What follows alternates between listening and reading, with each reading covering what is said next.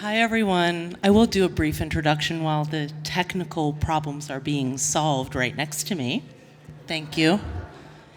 If you're here to talk about biodynamics, you're in the right place. And if you've thought about biodynamics in the South at all, you probably have heard about Jeff Poppen, who's standing right there. What you might not know is that I met Jeff Poppen in 1998. And I found Jeff's farm before we had the internet, and I wrote Jeff Poppen a letter. And he probably responded, and also I should say, to get in touch with Jeff Poppen, you still have to write him a letter. Is that true, Jeff? No, I have what they call a telephone. Oh, you have the landline. You do have the landline. Okay. I do too. You can't text it. Yeah, you can. Anyway, it was the beginning of a long and wonderful journey farming in this region, and I definitely credit Jeff with introducing me to a wonderful community of people that have been and continue to do incredible farming in the region. And now, with your beautiful slide here, Jeff, I will stop talking and pass it over to you. Thank you for being here.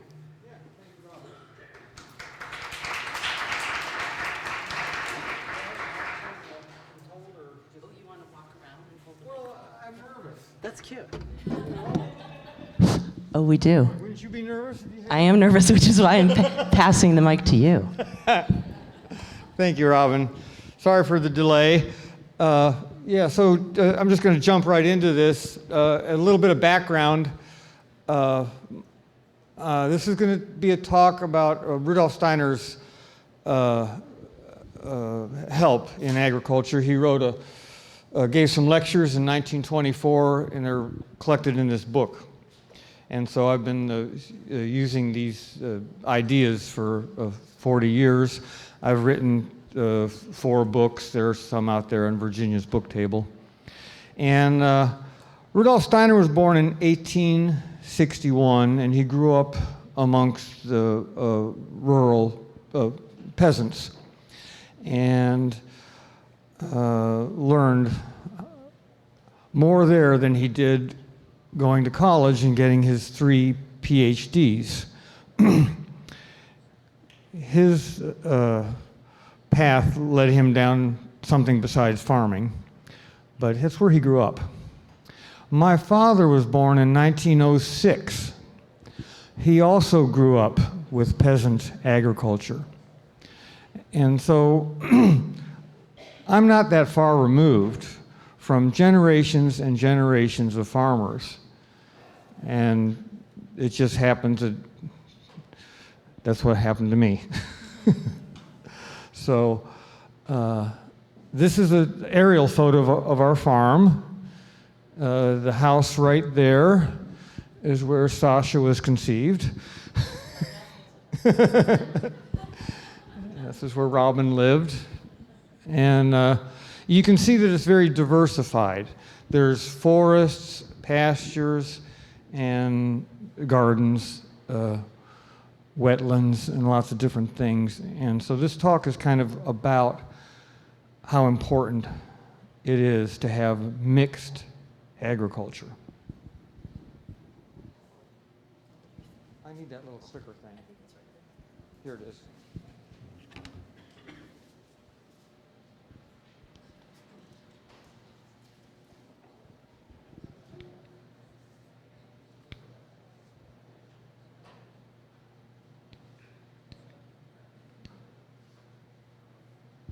So, back in the day, human beings lived in a wild landscape, and they gradually tamed it. And they tamed it according to what was there. It was tamed in 4 different ways: livestock, or crops, and the crops that we could divide them basically into orchard crops, grain crops, and vegetable crops. These people that did these things did them just the one thing. Consequently, they had to move a lot. The livestock producers were nomads, and the agriculturalists, the growers, used slash and burn. It all required new land. So over the course of thousands of years, some people realized that if they did all these things on the same piece of land, they wouldn't have to move. And this is written about in one of the great agricultural books called the Bible or the Vedas.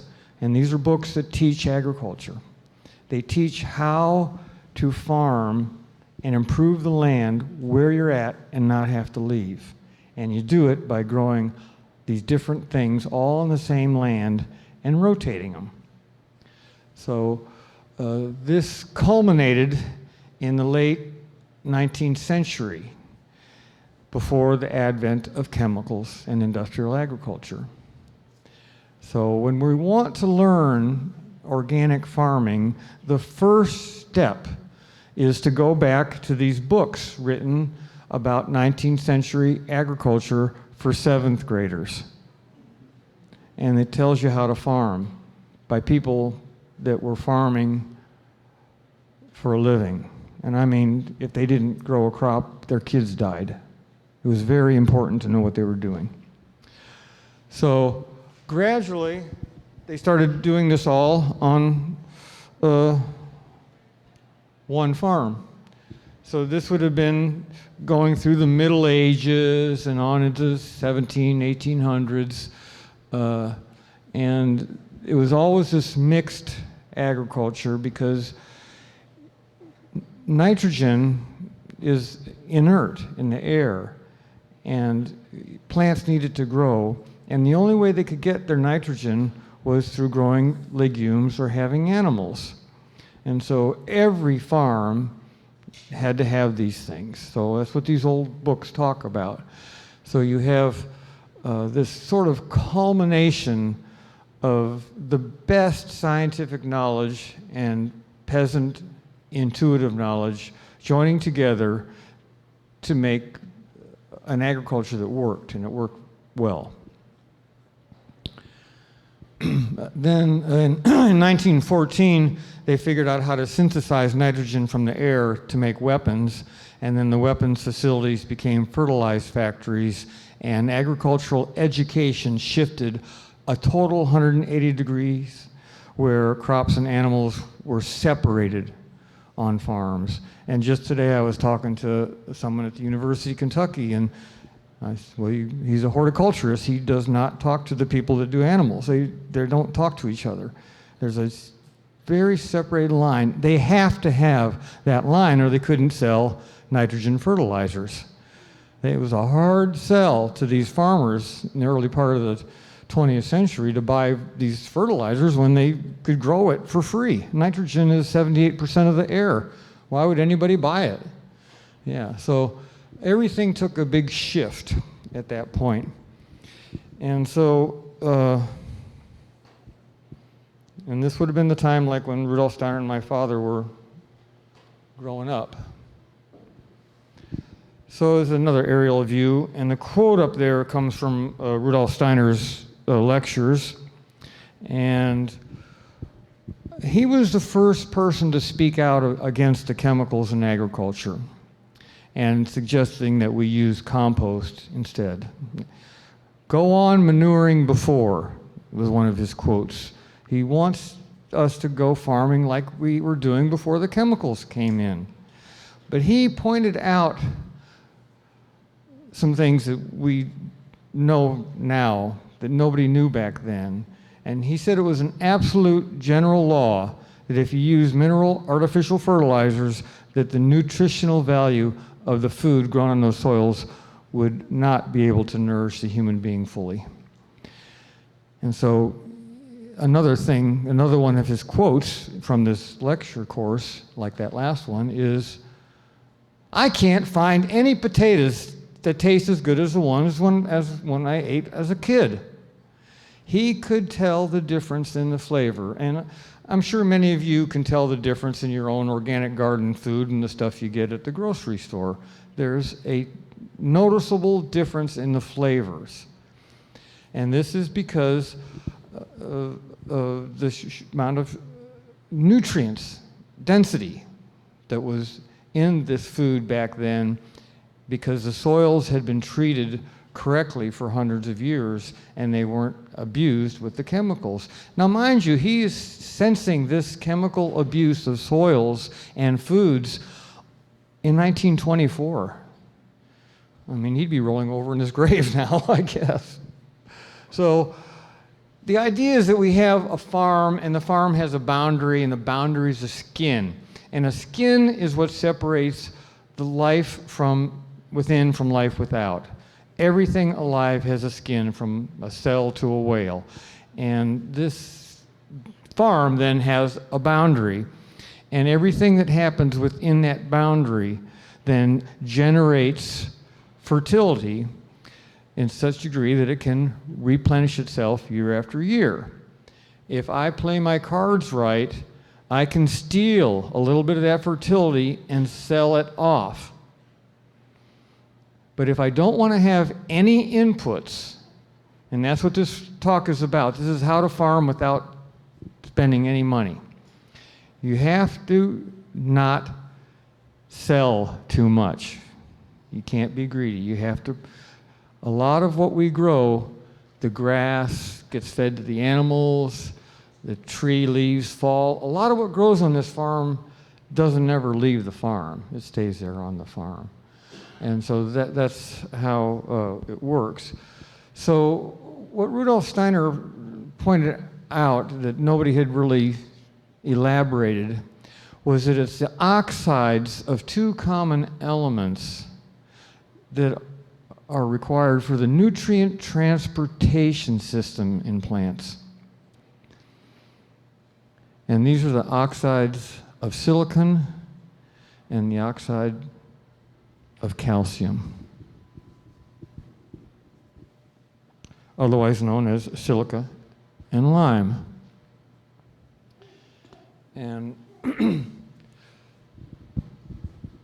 an oxide simply means an element with the oxygen added to it. It makes me sound more scientific if I say it like that. So this is a list of these two substances. They're polar opposites, or they're a polarity. So grasses have a lot of silica. You could get a cut from a grass. Clover is a lime plant. It's soft and round. The silica has a pointy gesture. So we're looking at the formative forces behind the phenomena that we see with our senses. And I'm interested in what makes these things from just a few elements, makes all the diversity of the world that I observe. And so I'm not going to read all that stuff. It just gives you an idea of the difference. But down here towards the bottom, I have forms of route for transportation and it forms a vehicle. I'm going to describe what that means. So you have a plant, and a plant has vascular bundles in it. These are tubes. The tubes have, like most skins, like most outer membranes, are formed from silica. Silica, because of its non-water solubility, doesn't allow the nutrients to go outside of it. They get sucked up and down through the tubes. Calcium, on the other hand, is extremely soluble and is never found alone in nature. It's always hooking up with something. Calcium phosphate, calcium nitrate, calcium, magnesium, gypsum. It's always going after something and grabbing it. It's never alone. And so it is what brings the nutrients from the soil and up into the plant. So having silica and calcium working correctly in the biological systems that you're working with on your farms are of paramount importance, way more so than NPK. The other things that I would concern myself would be boron and sulfur, because that's what helps sap pressure, and that's what gets the nutrients up into the plant. You have boron with a valence of 3 and silica with a valence of 4. It's when they're hooked up together, and these things come from the stars. They're stardust. They're not earthly. They come through cosmic ray bombardment over eons. And so we have these things then that are responsible for the sap pressure. And this is because of the lack of an outer shell of in the boron. It makes for a positive hydrogen ion on the inner walls of these tubes, and that makes this pressure. So you can see how important these elements are. And so what then we're going to talk about is how this works, this cycle of nutrients going in and out of the plant through the silica tubes as a highway and using calcium as the vehicle to bring the nutrients from the soil back up into the plant. So we do it with plants, and all of agriculture is dependent on ruminant animals. There's no agriculture anywhere that works on the no input paradigm that doesn't involve ruminant livestock, and these are goats, sheep, cattle, and this is what the Indian and Jewish traditional books are about. In a market garden, we don't grow grasses and clovers like we do on the farm for the ruminants. Instead, we grow cover crops like crimson clover, rye or wheat, the Austrian peas. These are brassicas over there. These various different kinds of things then help to make better soil. The clovers work because they go way deep into the soil, and they open up the land, and they bring in air. So this is how the elements carbon, nitrogen, and oxygen get in. And then we have the grasses, which don't go very deep, but they finally divide the upper layers of the soil into fine little crumbly particles. And this is really important, that the soil has crumb, a tilth, a good structure.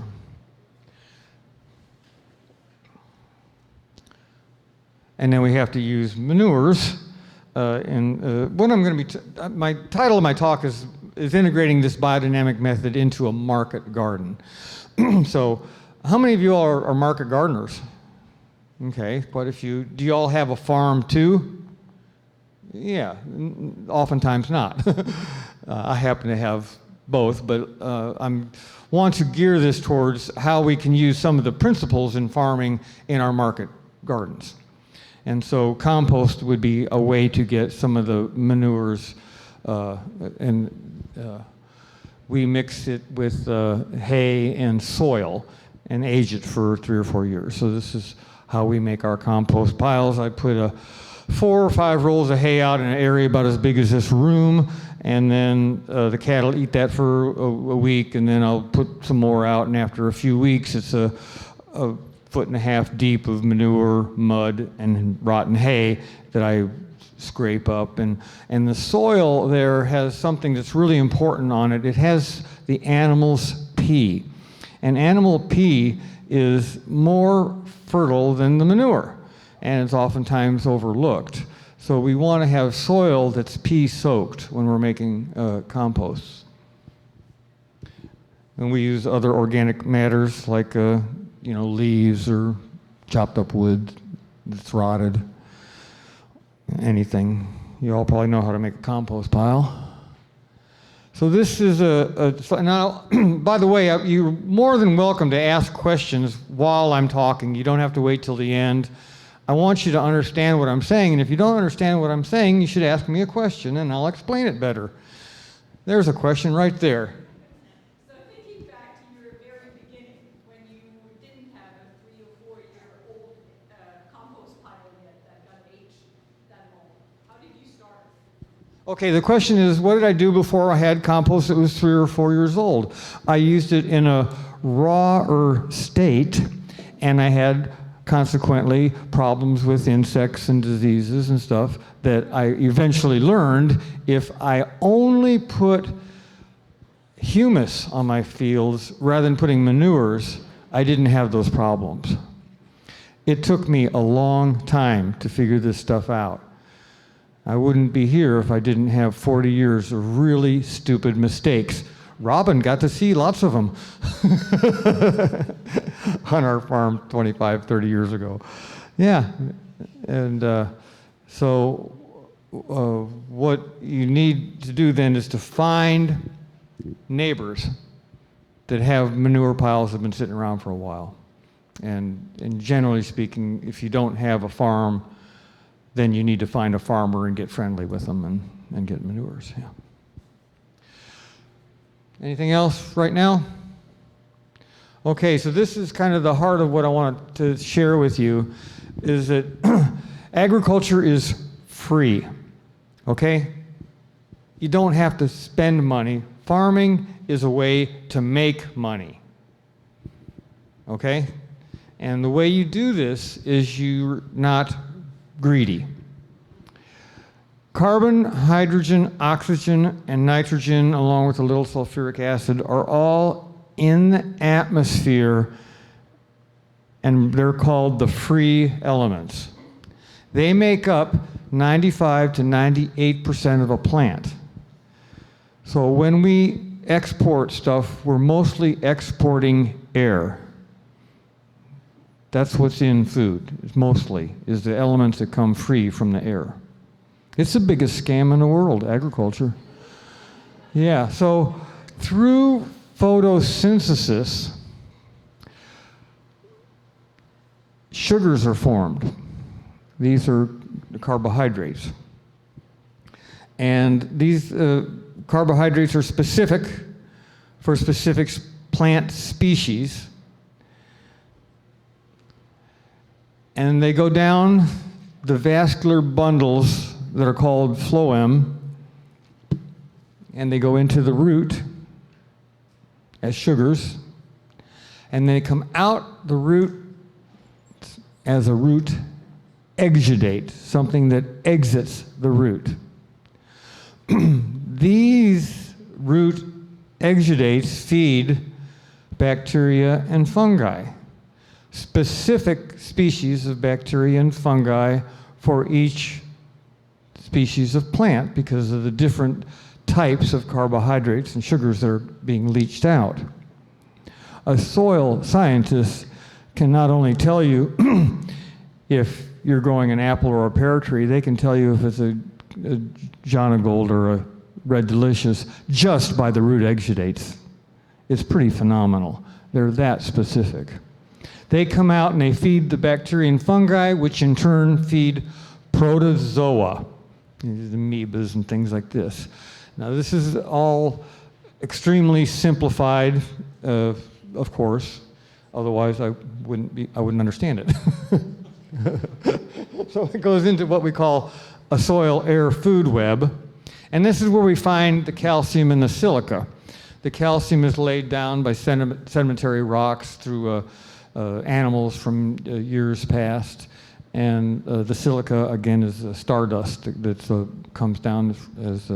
and what we're talking about is silica is crystals. It's quartz. It's 50% of the Earth's crust. It's everywhere. Yeah, it's very common. And so you have... But it's very insoluble, and it's hard. It's like an aristocratic gentleman that just doesn't want to deal with anything else. It's very happy in itself. And nitrogen is very similar that way. Nitrogen is a narcissist. Nitrogen is triple bonded to itself.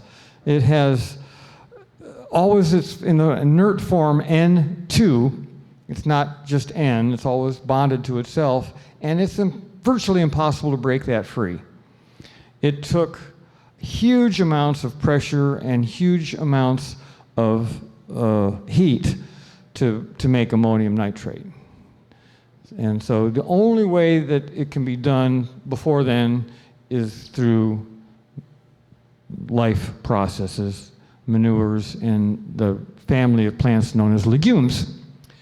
So anyway, we get this stuff going through here, and we have it, the calcium and silica are kind of like, they make the structures of the plant. The calcium is like in the bones of a body or the seed of an apple. Silica is always on the outside. So the silica is your hair and your eyes or the skin of the apple. And so they're polars. And then the other elements that we want to talk a little bit about are phosphorus and sulfur. And these are the light bearers. This is how light turns into matter. And so they're necessary for all these life processes, because sulfur in particular it's a catalyst for biochemistry, for biological things to happen. Sulfur has to be present, but it doesn't get used up. It's like the grease on the wheels that keeps the ball rolling. And if you don't have sulfur, things get a lot of friction and they don't work as well. And so the nitrogen then that it comes into the soil through something we call plowing.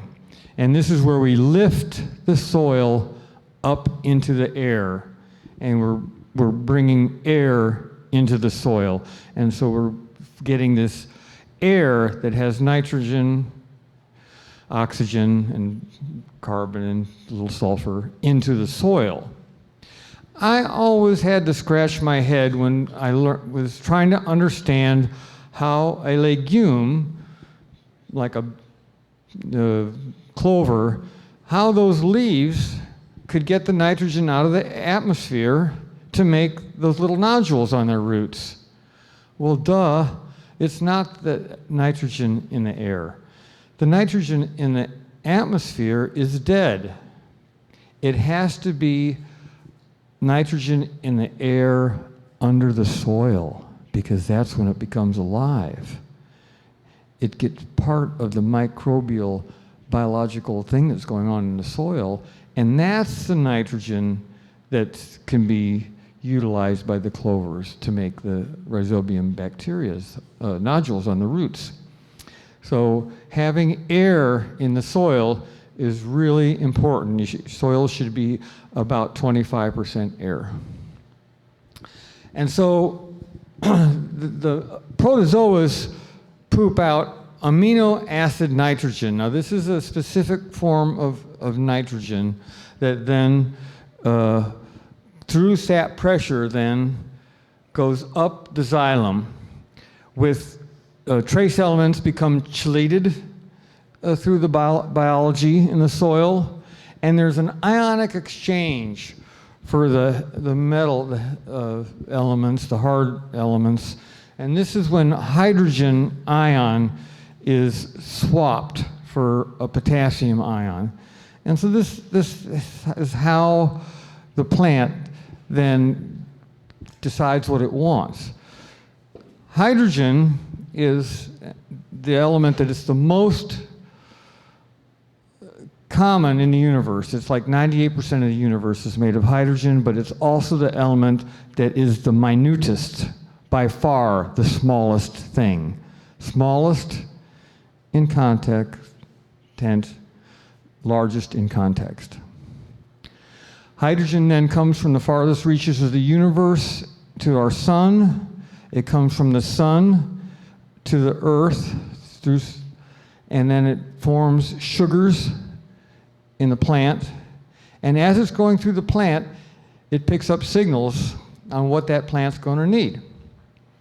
And then it goes into the soil. And so how things get from the root and get these elements is through the hyphae of the fungi. And that's the the slender, I guess you could call them roots of the mushrooms, but they're mycelium. There's little white threads that go through the soil. There's a whole lot of them.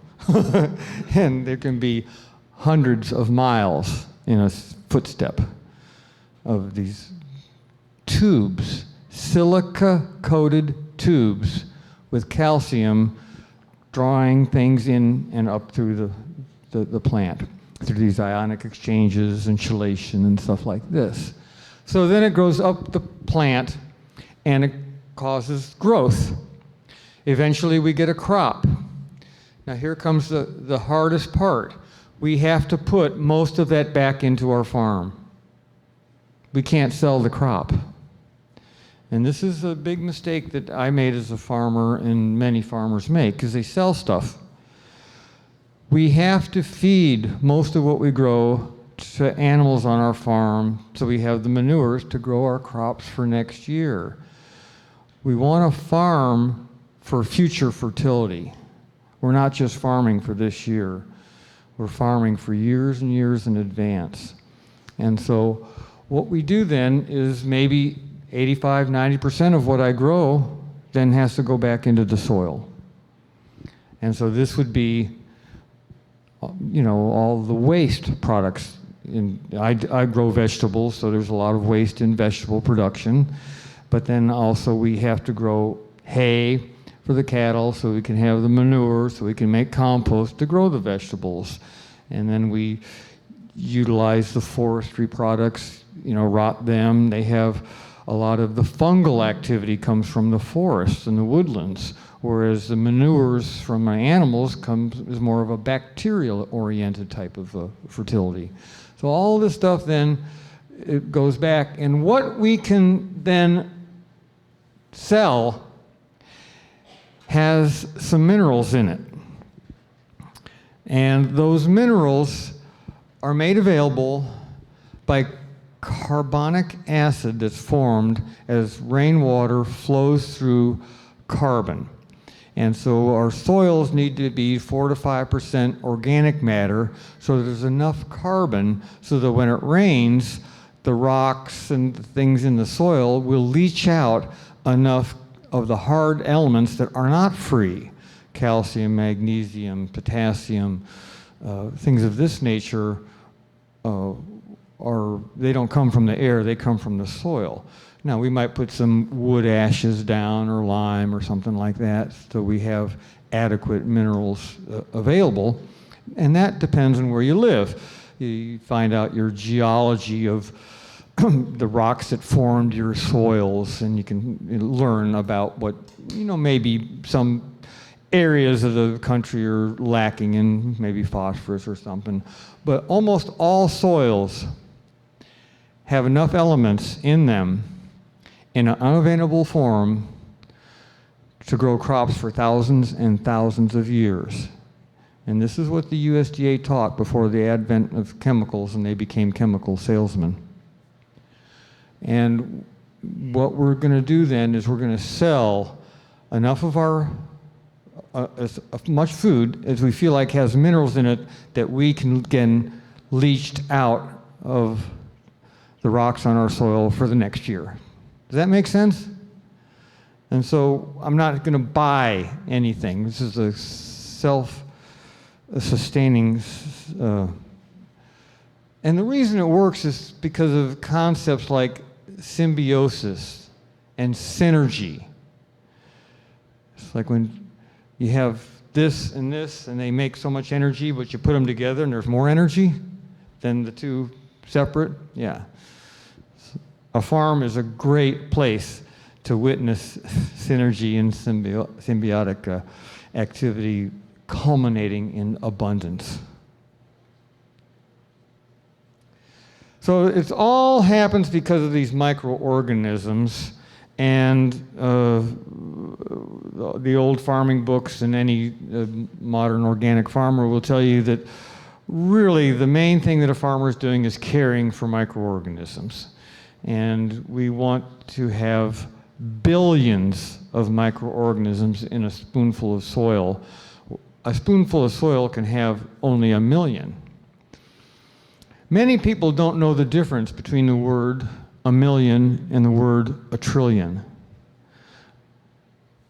I asked this, and I've never gotten the correct answer, but do you know the difference? Yeah, so the difference is if you have $100 bills and you stack them on top of each other, flat, and you get 3 feet tall, that's $1 million. So do you know how tall that stack is if it's a trillion? 3 million feet. You know what that is? It's 568 miles. So there's a big difference between these numbers that people are talking about on your radio and stuff. So we want to have billions and trillions of microbes, not just millions. And the way we do this is we care for them. We make compost. This is where we propagate them. And we make sure the land has minerals. If you need lime, you're going to have to put it on there. Wood ashes are good things to use, that kind of stuff. We have to do these rotations. You can't grow stuff year after year. You have to move stuff around. We have to be extremely careful with tillage. This is how we get air in the soil, but this is how we oftentimes ruin our land too. And so we'll talk a little bit about that. And then just letting the land rest is a good idea. I'm in a situation now where have let land rest in cedar trees for 35 years, and now I'm taking them down and putting it back into agricultural production. But that land needed that rest. So we got a market garden and we don't have a farm. My favorite one is the last one. Meet your ranching neighbors. Find some manure in your neighborhood. It's a waste product for so many farmers, and there's really nothing better for a market garden than 40 to 50 tons of well-composted manure per acre per year. These books here from 100 years ago recommend 75 to 100 tons per acre per year, and they say things like, why would you grow a garden if you didn't do that? Because once you do that, you don't have trouble with droughts. The weeds pull right up out of the ground. Everything is soft, loose, and fluffy. There's no nutrient deficiencies, there's no bugs, there's no diseases. You're supplying everything the plant needs. So it works. We can mimic woodlands in our smaller market garden simply by growing taller plants. Some place for birds and bees and lovers to hide. And just a spot that's just kind of wild that we grow up in, like sunflowers or sun hemp or something tall. Leaving part of the garden wild, the pond, there's all these brews. You guys can read, so I don't have to read that. So I want to point out that what I'm teaching you is not new. And this quote here, I feel like is a poem. It's Virgil wrote it for me. This is over 2,000 years ago. And they knew about crop rotations, about spreading manures, about using ashes, ground up bones and rocks, and they always left land fallow. Isn't that a beautiful quote?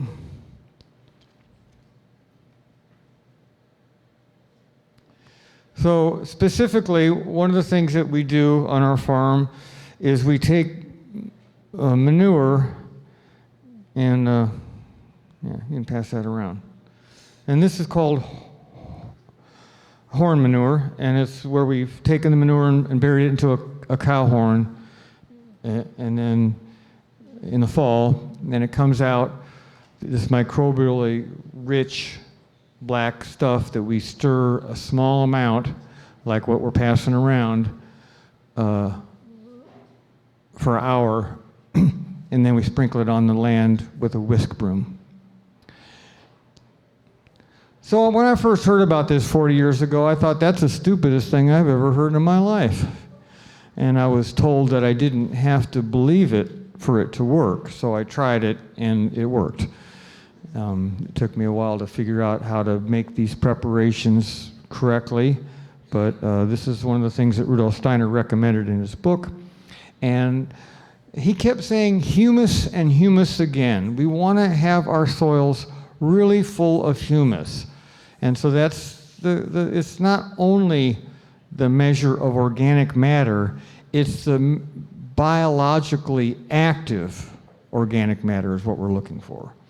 And so we want to have organic matter, plus we want to have it teeming with biology. That's why we care for these things. This is, generally speaking, homeopathy. Do you all familiar with that term? Maybe heard of it, don't understand it like me? Yeah, it's just where you use a little bit of something and you potentize it. So cow manure is really good fertilizers. You probably know that. But why is cow manure such a good fertilizer? Is because it sits in the cow for over 2 weeks. The grass is eaten, and it's 2 weeks before it comes out. Now, if you have a hot pepper in your Mexican dinner, you're probably going to notice it the next morning. We have a very different digestive system than a cow.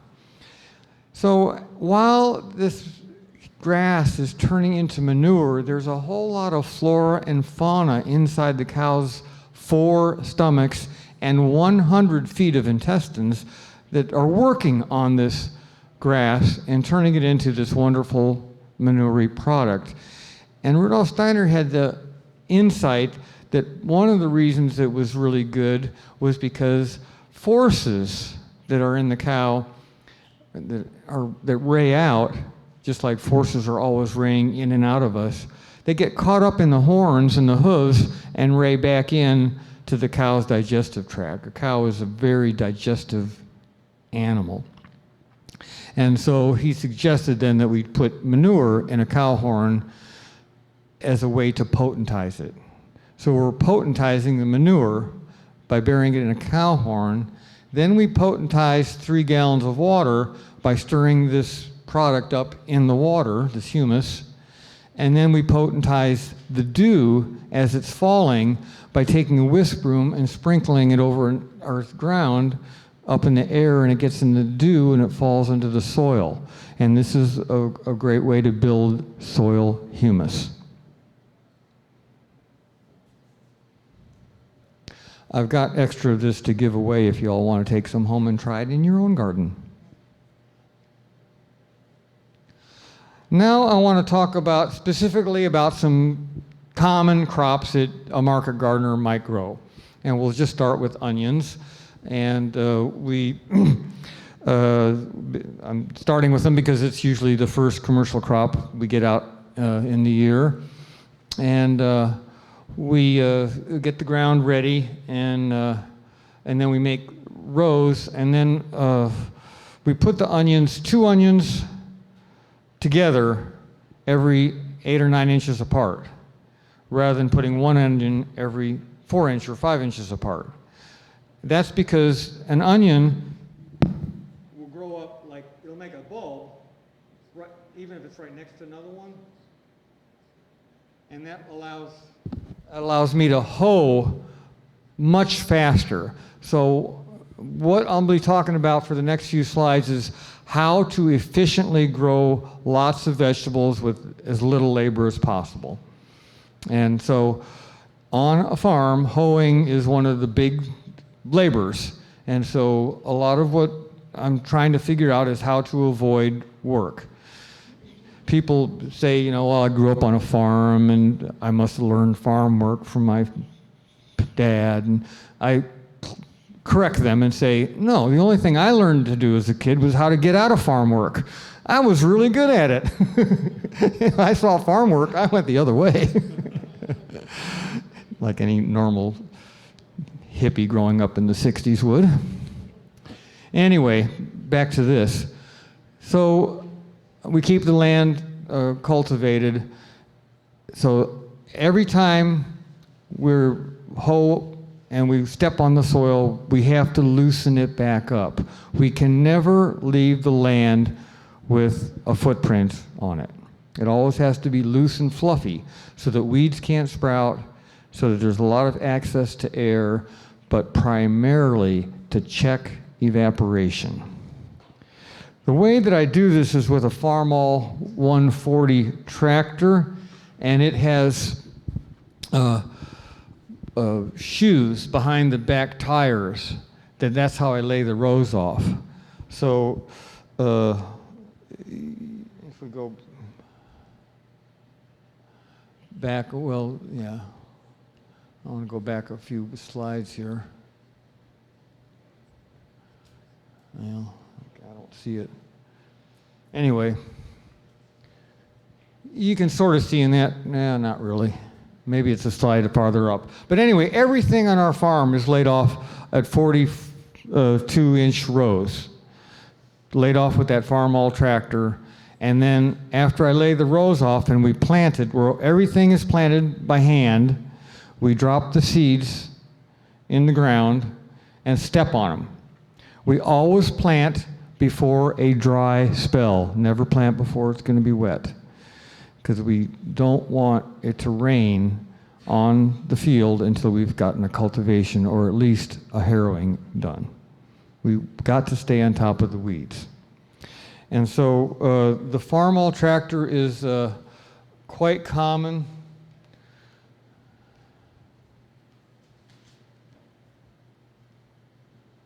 There's 6 million of them made. They made several varieties, and then they got this model, and they kept them going. It's got 3 cultivator points on either side in the front, so I straddle the rows to cultivate, and everything is done with that tractor there. I don't see how you can market garden without one, really. Oh, that's the slide I was looking for. Yeah, see how they're all things are lined up? Yeah, so our whole farm is lined up. All of our crops are the same distance apart. Some crops could be closer, like those onions could have been closer. Some crops, like butternuts, could be farther apart. I don't care. I'm more interested in ease of production. That's more important to me.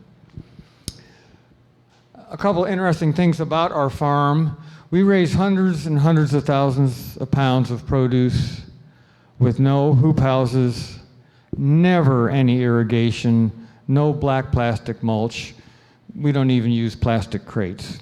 I think I have something against plastic. I don't know. Anyway, we do things the old-fashioned way. If I want starts for tomatoes or peppers, I just throw a bunch of manure down, put some boards down, and throw some window sashes on it, and I've got a coal frame, and I can raise tomato plants. We put them in bare root. We don't use plastic trays or anything like that. It's all done the way people did it hundreds and hundreds of years ago. Yeah. And the way we get away from the irrigation, I don't know if this has those slides or not. Maybe it does, I don't know. But we'll talk a little bit about that. So you may say, well, that's a lot of tillage you're doing there, Jeff. I thought that tillage was bad. And I'll be the first to say, well, yeah, tillage can be bad. So there's sort of this debate, this no-till debate. So I made this poem up. It's called No Till, K-N-O-W. And to clarify how I feel about this, no till until you need to till, then till until you can no-till. Clear? Good. Yeah, so tillage is just another one of those tools. You know, and yes, it can be abused. Silica is really, really important.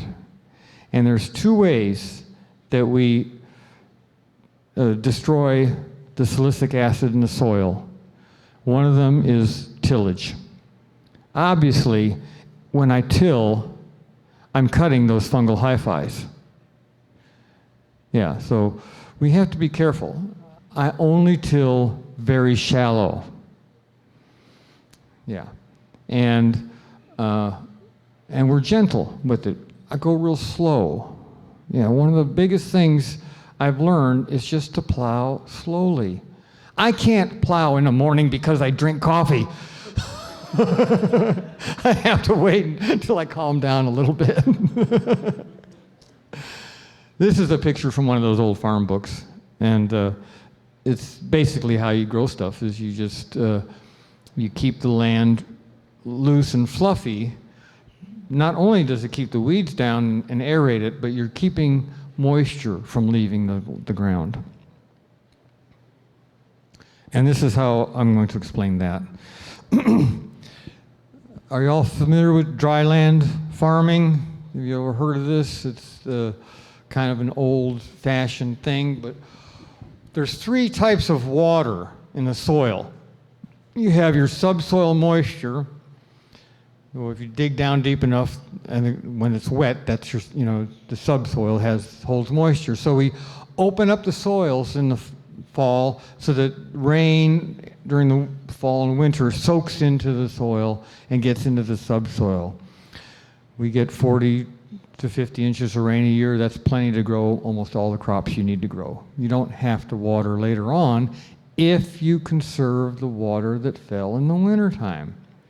And so the second type of water, we talked about the water table, the second type is called film water, and it's the water that coats the soil particles. Remember the soil crumbs we were talking about? The reason that those soil crumbs are so important because each one has a film coating of water around it. The water adheres to it. It's adsorption, not absorption, with a D, adsorption.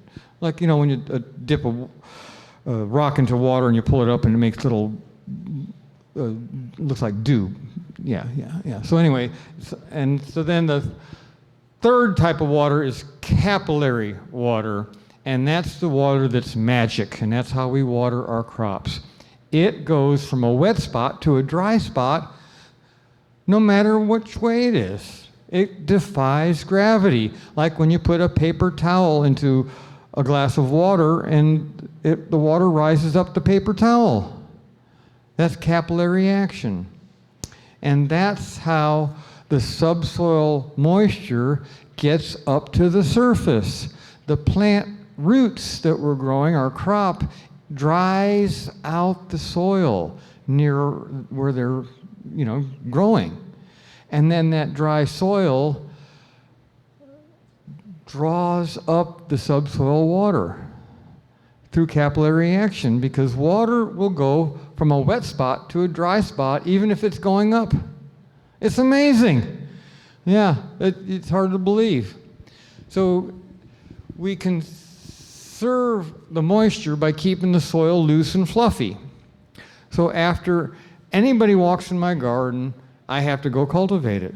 After a rain, I have to go cultivate it. I can't have that uncultivated, because then what happens, it's like there's little tubes going from that footprint down into the subsoil, and that water's going up to the footprint and evaporating into the sun and the wind and the air, and that's not allowed.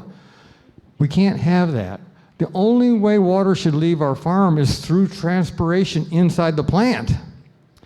Otherwise, we want to keep that water there to grow more plants.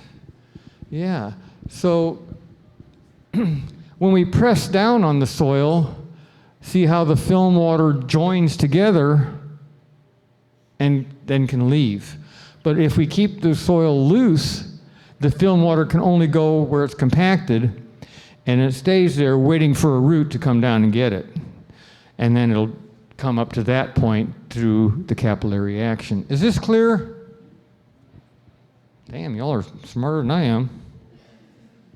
I got a question for you. Oh, good. What do you think about regarding checking evaporation, sometimes when you hill a crop, like potatoes say, you're making more of a corrugated surface and you're making more surface area. Do you find that evaporation is worse in a hill crop? Okay, the question is evaporation worse in a hill crop? Because this would have like X amount, this would be like 10 feet, but if you went like this, it could be 12 feet. Or a raised bed? Yeah, a raised bed. And so in a raised bed situation, I have found, yes, definitely, that they dry out. Yeah. Now, when we mulch with the dry farming method, it's never flat. It's always a little bit corrugated because of the cultivators. It doesn't leave it smooth. Right, so there's always this little corrugation. But as long as it doesn't go down into the moisture layer underneath, it's just a mulch. You've broken the capillary action. That's right, yeah, yeah. So all this tillage is bad. I'm the first to admit it. So whenever I'm growing a crop, I make a contract with nature and I say, Mom, I'm going to mess you up, but I promise I will put at least 30 tons of compost per acre per year back on. I will grow adequate cover crops, and I'll make sure the carbonic acid, which is acidic, is balanced by calcareous minerals. And then the cover crops, you know, most of the crops I grow are 90 days. I have 8 or 9 months to grow all kinds of different things to help the soil get better. We can set the tires on the 140 opposite so we can get bigger beds and grow 3 rows to a bed rather than just 1. We can, now onions, of course, we store them in a place that has dead nitrogen. We don't want the live nitrogen there. We want them up in a loft. Okay, potatoes are another crop we love to grow. All market gardeners love growing potatoes. They're pretty easy to grow. And this is the crop that taught me about the Colorado potato beetle. I used to have those in my fields. Now I can't find any, although you can go into the pastures right outside of this and find horse nettle that's full of Colorado potato beetles, but they can't eat these plants. They're undigestible because they have complex sugars, because I'm not using any nitrates. Everything that's put on our soil is already composted enough where it's doesn't need to compost any further, and so I don't need the bugs to come in and make compost for me. So whenever insects come in, they're coming in because the soil doesn't have enough humus. And Mother Nature sees that the soil doesn't have enough humus, and so it's going to come in and say, hey, I'll make more humus. And you say, thanks, Mom, you just ruined my potatoes. But I have more humus in the soil. We make the humus first. Mother Nature won't send in the diseases or the bugs. This is not the greatest picture, but it shows you subsoil and then how we've made that soil into that soil by these practices. And this is showing you some of the crumbs from underneath a cover crop. Tilth, good tilth. Soil has good heart, another way to put it. The action of plowing is sort of like when you take a paperback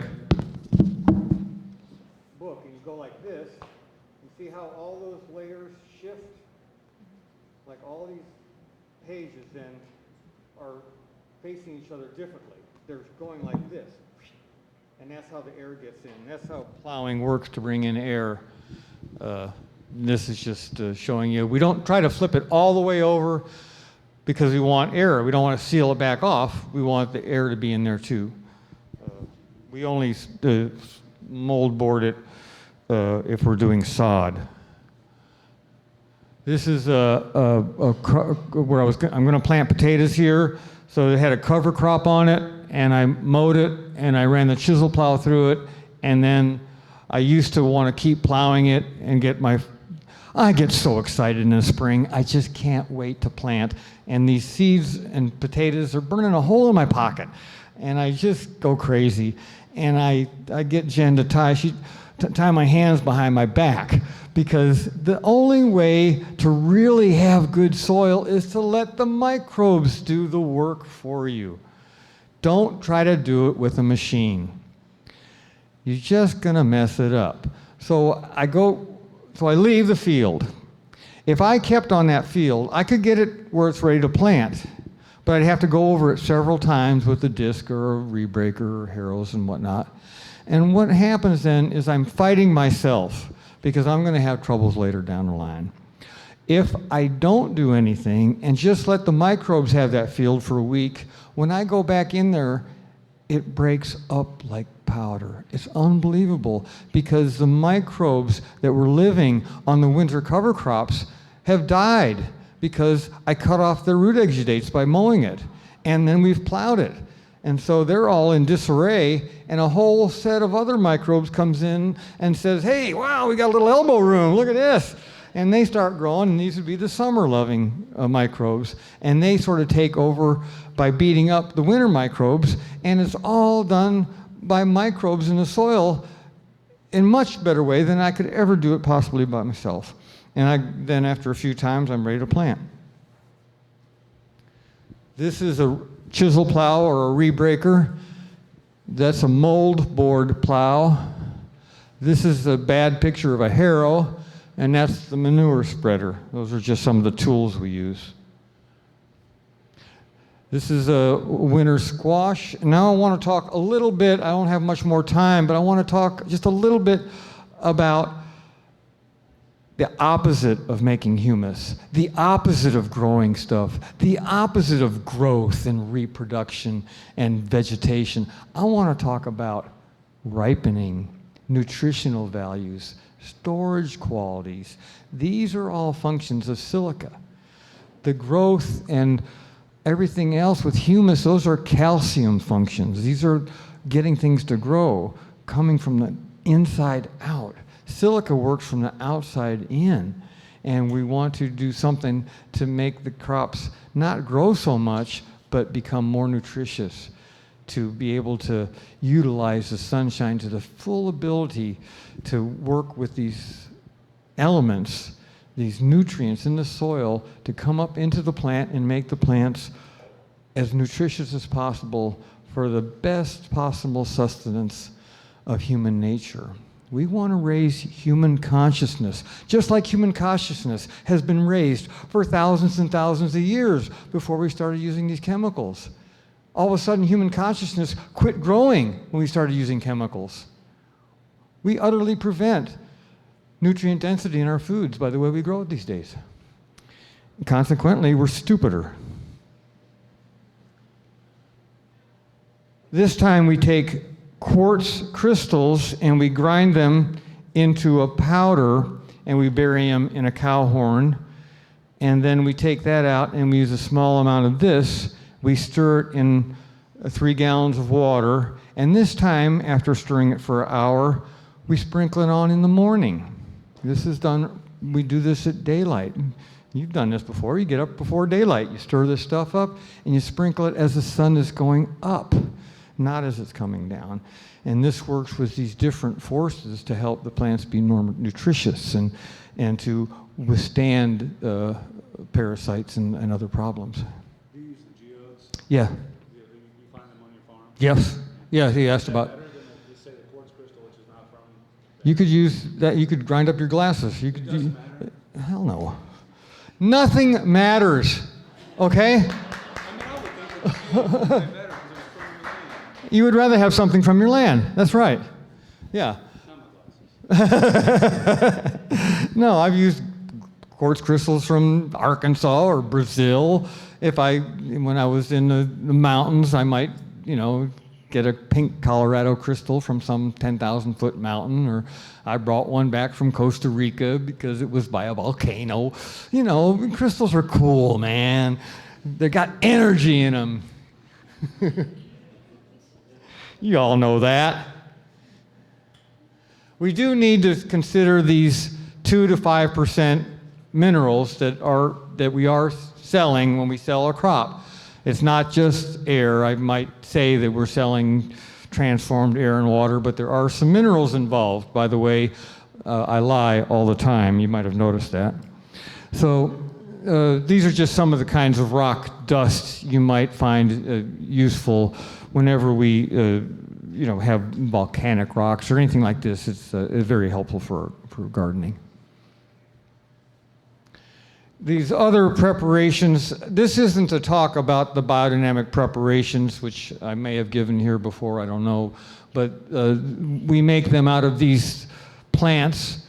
We use some animal organs, and they work with these elements. And so when someone says, well, what do you do about potassium on your farm? I'm saying, well, obviously, if I want potassium, I'm going to go pick some yarrow and put it in the bladder of a stag. Wouldn't you do that if you wanted potassium? Of course you would. It just makes sense. Okay. You all can study these things later if you want. Is there a 30-minute break between this one and the next one? Yeah, and so I'll be around for a minute we can talk more in depth if people want to know about what these preparations are and what they do. I really want to stress the importance of crop rotations. Every crop makes the land ready for the next crop. And so over 40 years, I finally figured out a few of these crop rotations that are good, and this is one of them. So there's many, many different ways you can do crop rotations, but you should do something. That's a crimson clover cover crop. So now I'm talking about nitrogen and legumes. They're the lungs of the earth, and I want to live on the protein that's formed from the nitrogen in the air above my soil, because I want to be smart about my farm. And what's going to make me more smart about my farm than to get the nitrogen from the air that's right above it? And because the nitrogen is sentient, it's sensitive, it knows what's going on. And so we can tap into that. That's what we do when we meditate. We hold ourselves stiff, we hold in that carbonic acid, and we become aware of each other's energies. It's the nitrogen that connects us. 78% of the air. So I eat a lot of beans. We don't want nitrate salts. I can't stress this enough. No nitrate salts. Nothing that says nitrate on it. No chicken litter with nitrates in it. No fish emulsion. None of that crap. Cottonseed meal. Anything like that needs to be run through the compost pile, turned into humus, because a plant cannot use nitrogen. The plant has to change it to amino acid nitrogen, and that takes energy, and energy in a plant is in the form of sugar, and the plant will taste more bitter. Consequently, an insect which doesn't have a pancreas and cannot digest complex sugars, if you use nitrates, you will have holes in your leaves. And if you don't use nitrates, you won't have holes in your leaves. Simple as that. Nitrogen is a result of agriculture. It is not an agricultural input. We want to make our own nitrogen if we want to have healthy gardens. We also use mulches. That's a good idea. And this is just more mulching. And so we're somewhere between stars and microbes. We're in the middle somewhere. So this is a picture of the Hubble from the Hubbles, the farthest reaches of the universe. And this is about as smallest picture as you can find of microbes. Isn't that amazing how similar they are? So, from the stars down to the microbes, it works. Mother Nature has it figured out. It works. Humans are the ones that can prevent it from working. Soil compaction, chemicals, plastic, just all the pollutions, all the things. We want to get back to a thing where it's easy for a flow of energy to go from the stars to the microbes. Yeah, and that's really about all I have to say. We have an open farm. You can come visit us anytime you want. You can come to a party or a conference. I have books for sale. I go to people's farms and talk about farming with them, and that's about it. I'm pretty sure I'm done. Thank you all so very much. We have time for a couple of questions. Yeah, we do have time for a few questions. You all figured it all out. Good. Yeah. What about like carrots and turnips that have to have the soil wet in order to germinate? Yeah, so for plants that need to have soil wet to germinate, we just make sure that when we do those furrow, there's moisture in the furrow. And then we press on with our feet, and we step on them, so that we firm the seed into moist soil, and then we cover it with dry soil. But the seed is actually in the wet soil. And so it'll come up through the dry soil, and we can cultivate it before the weeds start sprouting. Yeah. Yes? You mentioned cattle, chickens, and rabbits for manure. What about sheep and goats? Well, sheep and goats would be classified with the ruminants, and those are the good manures. The chicken manure and pig or horse or other things manure aren't as really digested, and so they definitely need to be composted more. Yeah. Any more questions there? So what about the composted chicken manure that you can buy?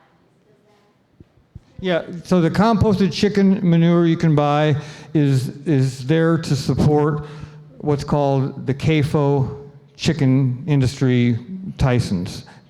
So that's what you're doing when you're buying that stuff. You're supporting that. It's a way to get GMO corn and soybeans that have been run through a chicken onto your soil. It's a nitrate. And the plant will have to take that nitrate and use its own sugars to turn it into amino acid nitrogen to use it. And consequently, it will have a lower reading on a refractometer of what the Brix level is, the level of sugars. So I don't recommend using anything, particularly if it's coming from an industry that I don't want to support.